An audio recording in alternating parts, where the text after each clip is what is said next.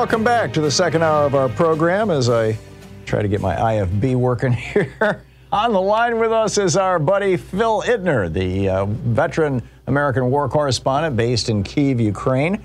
And you can find his video blog over at YouTube. His name is spelled Philip, P-H-I-L-I-P, Ittner, I-T-T-N-E-R. That's also how he spells his Twitter handle, at Philip Ittner. Hey, Phil, welcome back to the program. I understand you guys you were subject to another barrage of Russian missiles, including apparently hypersonic missiles overnight or this morning. Yes, Wednesday into Thursday, and this was the second night of this kind of attack. Oh, by the way, it's Happy Vyshyvanka Day. That's the traditional Ukrainian embroidery. People are wearing, and I'm wearing mine. If you see me on the vlog, I wonder. I saw Petro Poroshenko on MSNBC this morning. He was wearing a beautiful shirt under his sports coat, and I thought, wow, it's a beautiful traditional embroidery. And in this time of war and in the kind of effort to bolster Ukrainian national identity, I've walked the streets today, and a huge percentage of the people walking the streets were wearing proudly their Vyshyvankas, and it's a beautiful traditional design. And so there you go, Tom. I'm wearing that for you. Isn't that great? Yes, we had an attack overnight in today. This one I slept through, but the previous one, which was Tuesday into Wednesday, which was an incredibly intense attack, in which Patriot anti-aircraft ballistic missiles were used, or the defense system was used to great effect, and it showed the Patriot missile system, which is the best anti-aircraft, defense system in the world, actually defeated a hypersonic missile system that the Russians heretofore kind of said was moved at such incredible speeds that it was unable to be shot down. Well, the Patriot missile system has just shown that that's not true. Apparently, there are serious repercussions in Russia, including some of the scientists who developed the Kinzhal hypersonic missile, which the Russians have been crowing about, including Vladimir Putin. Well, a bunch of scientists, appears, have been detained, and they might be in trouble because they made claims that were, unsubstantiated and shown to be unsubstantiated by the display of the Patriot system. Yeah, I'm wondering how do they get these missiles? I mean, Kyiv is not anywhere near the Russian border. It's way up in the central, kind of northwestern part of the country, if my memory serves me right. Are these missiles being fired from aircraft? Are they ground launched? They are cruise missiles? Well, let me correct myself. The Kinzhal is, in essence, a cruise missile, a type of cruise missile that moves at hypersonic speed, and that is shot, that is dropped from an aircraft. So you've got the added distance of the aircraft. So if the aircraft can get close, penetrate Ukrainian air defenses as much as it can, and then drops the hypersonic Kinzhal cruise missile, that just improves its distance. But we do know that munitions have been, over the last two nights, basically been fired at Ukraine from every single source have. So missiles were launched from the sea, missiles were launched from the air, drones were launched from territory held by the Russians out in the Donbass or along border regions. They fired everything that they possibly could at Ukraine, and it's certainly Tuesday into Wednesday. Everything that was shot at Ukraine was blasted out of the air by defenses. Yeah. So it is an example of how incredibly talented and capable Ukrainian air defense is. And as bad as it was to have debris falling from the sky, it could have been far worse had those missiles, reached their destination because of the explosive payload. Oh, yeah. So even though it is an expense to shoot Patriot missiles, at Kinzhals. Patriot missiles are not cheap, but it's something you can't put a price tag on, because not only does it save lives, but it also it gives a sense of security, and it improves morale amongst the Ukrainian people to show basically the impotence of what the Russians try to do, because no matter what the Russians shoot at Ukraine, it seems like the air defense systems have gotten to such a capacity that the Ukrainians are feeling, a little bit safer. Yeah.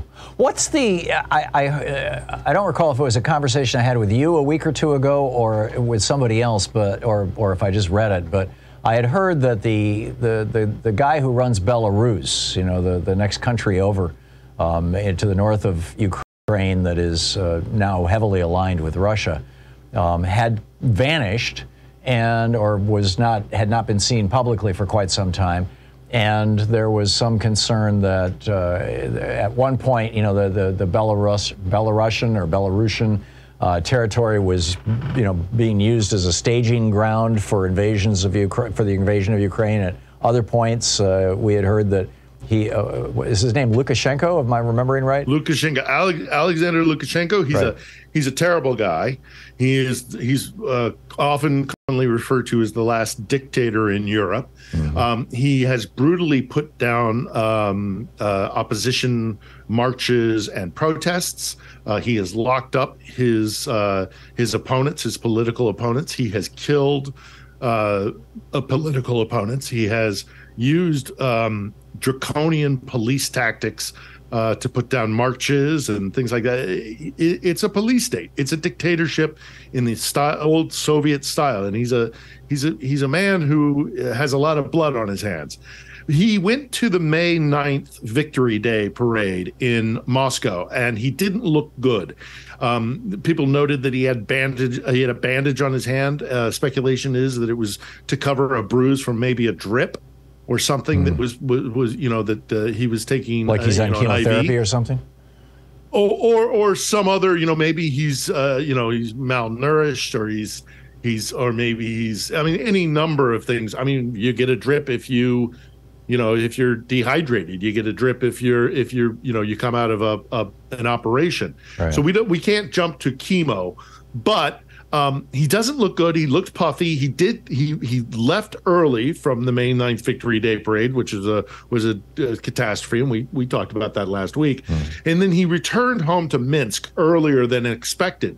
He disappeared for many days, and that added to speculation that something might be seriously wrong with him. He's subsequently come out in the last, I want to say, 24 hours, and held a couple of he's had a couple of meetings filmed and things like that. He still does not look good. There's video of him in a meeting with some of his military leadership, and he's puffy and he's wearing makeup. The bandage is still on his hand. So there's something up with Alexander Lukashenko. We won't know, I think, unless it gets to critical mass, because information flow coming out of Minsk is it's strictly controlled by the state. Right. Is Belarus being used as a staging area for attacks now, against Ukraine? As to what Belarus is being used, it's been used as a staging area. At the beginning of the war, armored columns came out from Belarus. They were Russian units, but they came through Belarus. The airfields are used occasionally to launch planes that attack Ukraine. So it's been a staging area. There's been pressure put on Lukashenko to actually provide Belarusian soldiers to the war effort. But the problem that Lukashenko has is that those are the same forces that keep his population down. And there is a very strong but pretty subdued by force opposition movement within Belarus, and so he can't send Belarusian troops themselves, but he has let Russians come through. Now, in addition to that, with the mass mobilization within Russia, they have a serious problem with training grounds, and so they're using some Belarusian army posts as training centers for these conscripts that they're just, pulling out of Siberia. So Belarus is very much involved in the war, although not directly. And, that means that if Lukashenko actually is taken out of the equation, it will be damaging for Putin. It will be damaging for Russia's war effort. And also it will potentially, because there is no heir apparent, Lukashenko is grooming his son, but his son is not ready yet. He's too young and inexperienced. So there will be a power vacuum within Belarus. And as I say, there is a strong opposition movement, although much of it in exile or much of it forcibly subdued. If Lukashenko is suddenly out of the equation, you might find Belarus flipping from being pro-Russian, or at least a Russian client state, to a Ukrainian favorable country. Well, that's what I was wondering. I believe it was 2 years ago, or maybe it was 3 years ago. There were those huge protests. I mean, literally, protests. 500,000, 1 million people in the streets of Minsk, and they put up with them for 3 or 4 days with fire hoses and dogs, and then they started shooting into the crowds. And after they'd killed a whole bunch of people, the protests kind of died down, and the whole story went away. And I was wondering where that went. That's right. Well, it was forcibly put down. It wasn't just the shooting into the crowds. They were rounding up people, taking them into police stations, and brutally torturing them. And people would come out of those police stations with these bruises all over their body. And that, I think, also contributed to a lot of people saying, we gotta, they're not. I'm not going to submit myself to that. So, and also in addition to that, the opposition was jailed. The wife of the primary opponent to Lukashenko in a sham election, although he showed up in good faith, his wife has now taken over the opposition position, but she's in exile. She's not in Belarus. Her husband is in jail.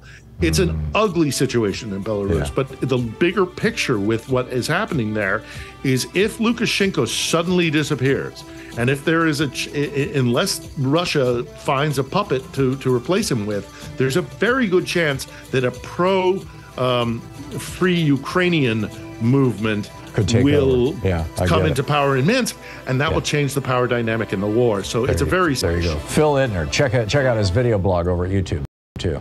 Hang on just a second, This is the Thom Hartmann Program. Phil, thanks so much for dropping by. It's always great talking with you. Good talking to you, Tom. Thank you. We'll be back with more of the news of the day and your calls in just a moment. Stay tuned.